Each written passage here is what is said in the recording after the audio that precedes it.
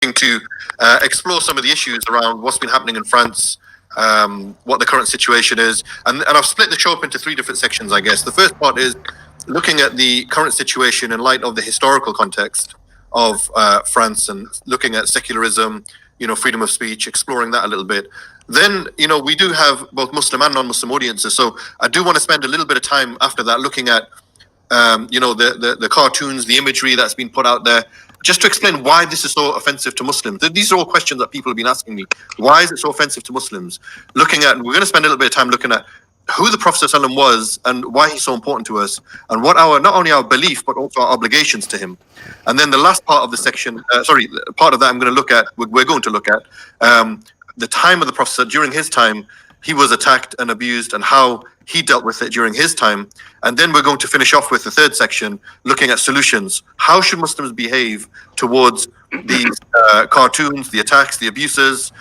We will touch upon the violence and the issues around terrorism and stuff like that as well, and finish off giving a clear picture of what Muslims should do. So this is the plan for today's show. Brother Hood's been talking a little bit about the history. But even human history. So I'll try to be brief and clear, but if you have a question, please ask it.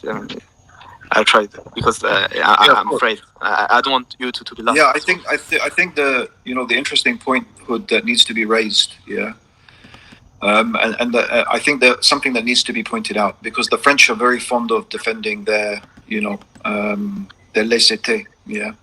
Yeah. But if you look at the history, as you quite rightly pointed out, first of all, there's lots of things we could say about the pure hypocrisy of the situation, because laicité, it's not anyway 100% pure laicité. If you look, you still celebrate Christmas, you still have Catholic holidays, and they are officially sanctioned by the state, So it's not complete. That's the first thing. The idea that there is no involvement in, and until today, the French government negotiates with the Catholic Church over various things, So that's one thing. The second thing is that even historically, if we look at the whole idea of the separation, okay, you can understand, right, that the mechanisms of power and control over ordinary people was exercised through the Catholic Church.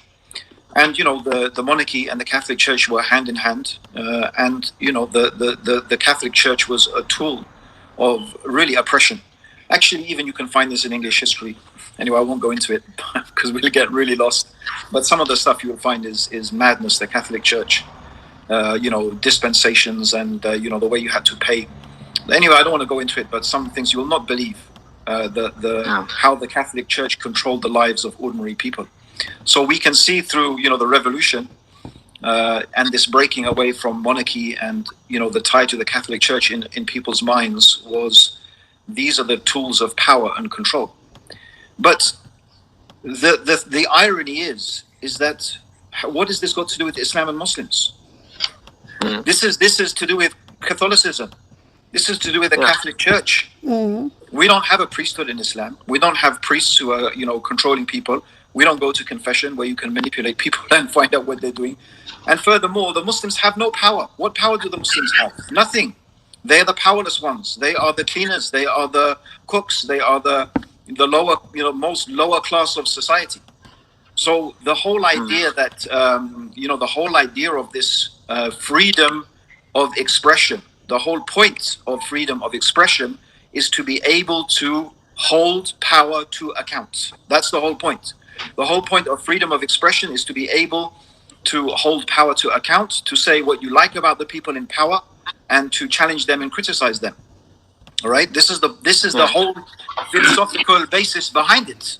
What's this got to do with Islam and Muslims? Muslims are not the people who have the power. They are not the people who have the authority. Exactly. So this is a misapplication. And in fact, in reality, what is going on is nothing except pure racism. That's all it is. It is pure racism and cultural imperialism, right? In fact, the only ones who should really be free to insult today are the Muslims. The Muslims should be the ones who are free to insult the people in power over them, according to these the real tradition, of laicité, So, but this is the conversation the French people don't want to have. This is what they don't want to hear, And when Macron talks about, violence in Islam and violence, it's a joke. The whole French Revolution is built on violence, the reign of terror, the guillotine, executing people. I mean, it's a joke for him to talk about. I mean, the whole French history is the history of violent, bloody revolution. And he complains about Islam being violent. I think Erdogan has got a point. I think he really, I don't know, it's not that he's mad. Obviously, he's not mad. He's just a shaitan. That's it. Either he's ignorant, he knows nothing about his own history, which I don't think that's true. He knows exactly what he's doing. He's just a nasty, vicious, racist, cultural imperialist. That's my opinion. The thing is, you're right, that's the République discourse, the French République discourse is very hypocritical. I think the reason it is hypocritical is because I mean, there is difference between their true intention and the public narrative, the Republican narrative. When it comes to laicité, what they are saying basically is we need a neutral state. Because look, religion caused wars, caused massacres, caused repression, inquisition, and these kind of things. So we need a neutral state like that everybody can practice. But we know it was not, I mean, that was not the true intention. Like I said, we need to understand the Republican project, which is to build a new civilization, a new society, breaking all the traditional codes, including God's. And that was, I think, laicité and the Republican liberty of expression was used to actually put this project in place. And this public narrative is a lie. And we have proof, like I said, for example, when this laicity was put in place. First of all, most of the population were Catholic, so there was not truly this issue of communities being at war at each other's at the time. And as well, you may know that at the time these laws were voted, which is at the beginning of the 18th century. You had Algeria, that was a part of French territory. It was officially France. But these laws about laicity and secularism were not applied in Algeria. Why? Because Algeria was a Muslim population, and because they knew that if they were not financing the madaris, I think we've lost him. There's something else, bro, I want to add. Here's a comment that's been in my mind. Yeah. When Macron talks about, Islam being violent, yeah. How amazing, therefore, that he decides to shut down in France the big Islamic charities, the Islamic schools, and an organization that is standing up against Islamophobia and trying to use the social political system within France in order to establish their rights. So what choice are you leaving Muslims, right? If you don't give them the means to assert themselves and their rights through the processes that you have created in your country, through the courts and through the social services, not the social services, but through the society. What alternative are you leaving? Where are people going to go? Which direction do you think they are going to go if you don't give them those opportunities? Again, study your own history. They need to study their own history. But I think this is, it's almost like it seems to be the mentality of the French. They love to have revolutions, maybe, I don't know. I mean, and maybe just like Charles de Gaulle. So like Hood was telling us about the May 68, mini revolution, where France was nearly in the state of civil war. So this is modern stuff. This is what in the last, this is in recent history, 1968. It's not a long time ago. Well, we can maybe this is the catharsis of French society. They have to keep going through. Je viens de traduire une vidéo enregistrée d'un live qui se serait déroulé suite à l'assassinat de Samuel Paty et en réponse à Macron qui a parlé de « violence islamique ». La discussion se passe entre des imams anglophones et un Français qui devait apporter sa connaissance sur la laïcité et la liberté d'expression en France. Évidemment, tous étaient d'accord pour dire que l'histoire de la laïcité était de l'hypocrisie et qu'elle cachait uniquement du racisme envers les musulmans.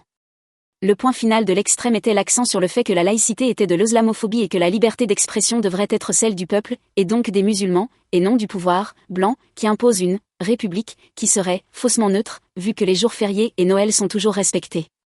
Bref, tout pour justifier l'illégitimité de la laïcité et de la liberté d'expression en France. Mais Henri Pénard-Ruiz a pensé à tout. La laïcité, dit-il, est un idéal dont l'originalité est qu'il permet à tous, croyants ou athées, de vivre ensemble sans que les uns ou les autres soient stigmatisés en raison de leurs convictions particulières. Sa raison consiste à promouvoir ce qui est commun à tous les hommes, non à certains d'entre eux. Ainsi, selon cette idéologie décoloniale, qui est en fait coloniale, le voile ne suffit pas comme résistance. L'école républicaine, quoi qu'on en dise, est également le lieu de la manipulation des petites filles. Le travail d'approche est également réalisé dans les établissements scolaires. Assez rapidement, les enseignants, à qui les parents ont confié les enfants prennent l'habitude de porter un jugement sévère sur le sort de la femme dans la société algérienne. On espère fermement que vous au moins, serez assez forte pour imposer votre point de vue. Des écoles de jeunes filles musulmanes se multiplient. Les institutrices ou les religieuses, à l'approche de la puberté de leurs élèves, déploient une activité véritablement exceptionnelle. Ainsi, l'école qui aurait permis à beaucoup d'Algériens de devenir hommes de théâtre, poètes, médecins, écrivains, journalistes, enseignants, aurait été simplement une stratégie du colon pour déstructurer la société ? Dans les années 50 et dans son livre, l'an 5 de la révolution algérienne, Frantz Fanon écrit « Les mères sont d'abord touchées, assiégées et on leur confie la mission d'ébranler et de convaincre le père. On vante la prodigieuse intelligence de la jeune élève, sa maturité, on évoque le brillant avenir réservé à ses jeunes avidités, et l'on n'hésite pas à attirer l'attention sur le caractère criminel d'une éventuelle interruption de la scolarité de l'enfant.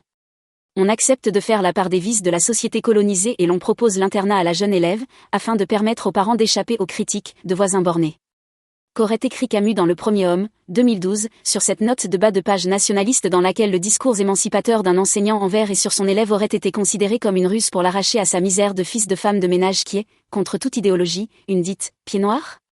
Il en serait triste évidemment, comme moi. Monsieur Bernard n'avait-il pas insisté auprès de la mère de Camus pour le laisser poursuivre ses études ? L'instituteur de Camus à Alger, Monsieur Germain aurait-il menti à la mère de Camus juste pour arracher ce futur prix Nobel de littérature à sa condition de pauvre pied noir fils d'une femme de ménage ? Ou est-ce qu'il a juste fait son travail de maître d'école en usant de la pédagogie républicaine ? Je ne sais pas. Mais l'interprétation de Fanon quant aux efforts émancipateurs des enseignants pour que ces petites écolières algériennes accèdent à l'école empeste la mauvaise foi nationaliste capable de considérer que la scolarisation des petites écolières algériennes serait une stratégie coloniale.